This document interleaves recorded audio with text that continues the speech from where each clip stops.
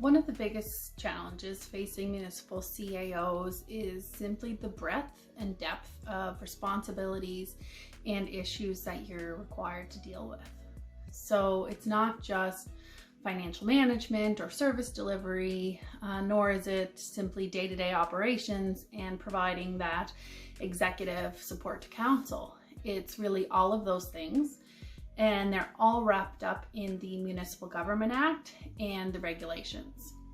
So as the CAO, it's really important that you are able to break down the MGA into bite-sized pieces for yourself to understand and apply, and also really important that you are able to break down some of the concepts and responsibilities so that you can explain them to your council members. Municipalities in Prince Edward Island are cities, towns, and rural municipalities as defined in the Municipal Government Act.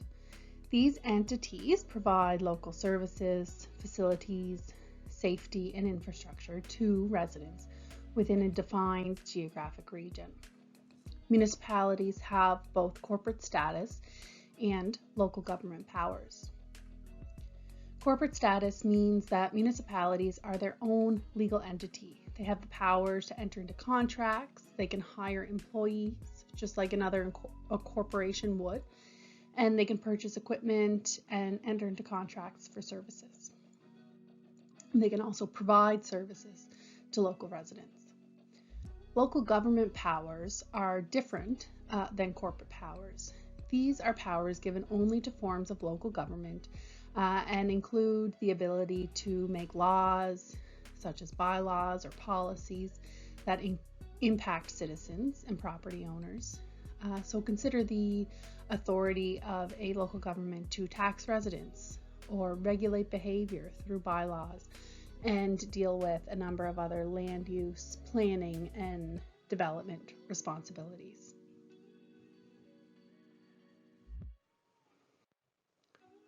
Municipalities are a form of local government that is separate from the federal government, the provincial government, and First Nations governments. However, municipalities derive their powers from provincial acts of legislature.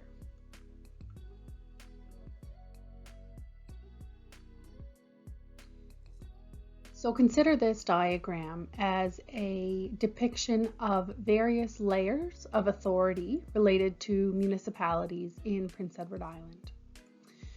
At the top layer, we have the provincial government. So through the Municipal Government Act and the regulations, the province establishes municipalities and delegates certain powers to municipalities.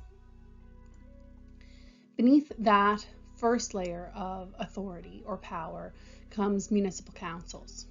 Councils are elected officials who are legally empowered to make decisions on behalf of their citizens. Now, of course, municipal councils hire a municipal chief administrative officer to carry out the day-to-day management of the municipality.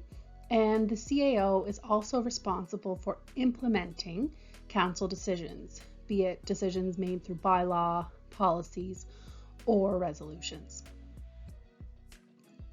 Beneath the municipal CAO, we have municipal staff and volunteers. So the Municipal Government Act allows for the CAO to hire and delegate certain responsibilities to employees, and in some cases to volunteers as well. The Municipal Government Act itself is a provincial piece of legislation that provides a legal framework and foundation for establishing municipal entities in Prince Edward Island. So much like the Business Corporations Act is a provincial act that allows for the creation of corporations in PEI, the MGA provides for the creation of municipalities. If you turn to Section 2 of the MGA, you'll see Purpose of the Act.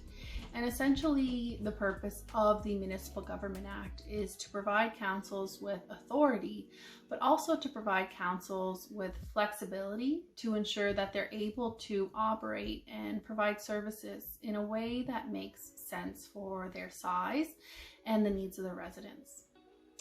The MGA also has a number of really important and strong rules and frameworks in place to make sure that councils and municipalities are held accountable for the decisions they make and how they impact the residents.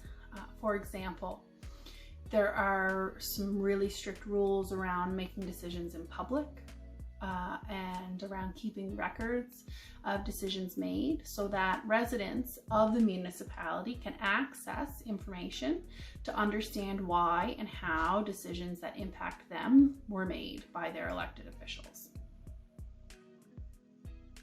The MGA has a number of regulations that follow it and are in effect.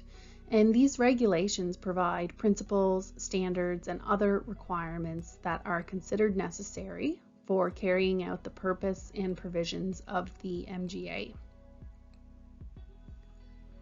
For example, you have your general regulations that deal with notice requirements for certain meetings, requirements regarding having a municipal office open to the public, and requirements for municipalities to carry liability insurance of particular amounts.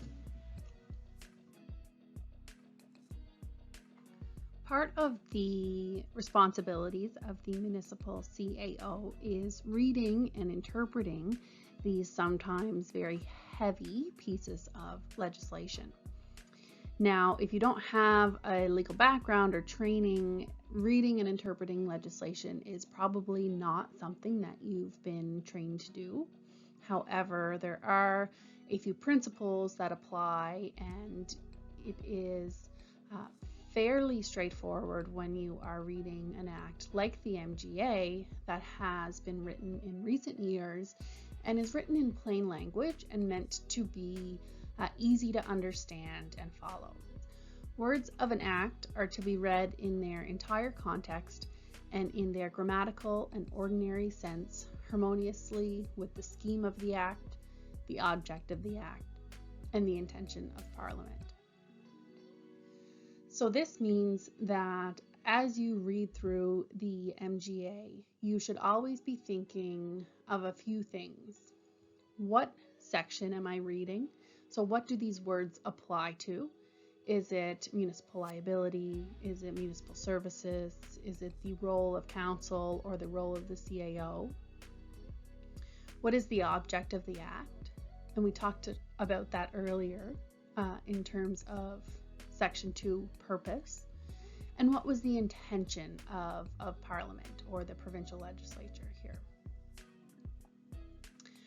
Other tips for reading and understanding legislation would be to follow the titles and read the preamble that help explain the Act's purpose. It's also a really good idea to always go back to the definitions that are outlined within the Act itself. And these are definitions for keywords and terms that are used frequently in the legislation. And the definition that's given at the beginning of the Act should be applied consistently throughout. And finally, use the table of contents that is within the Act itself. It provides a really good overview of what's in the legislation and can help you navigate and identify key provisions that apply to the work that you're doing. So I often would go back to the table of contents if I was dealing with a particular issue or decision and look for keywords.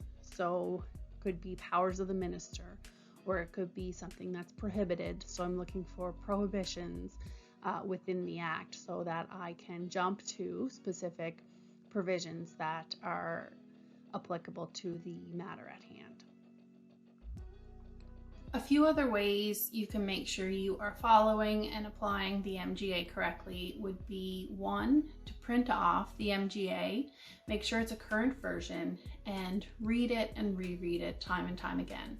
So don't go by memory. Even though sections and provisions will become very familiar to you, it's a good idea to go back and reread the language every time you need to apply a specific provision or embark on a particular activity.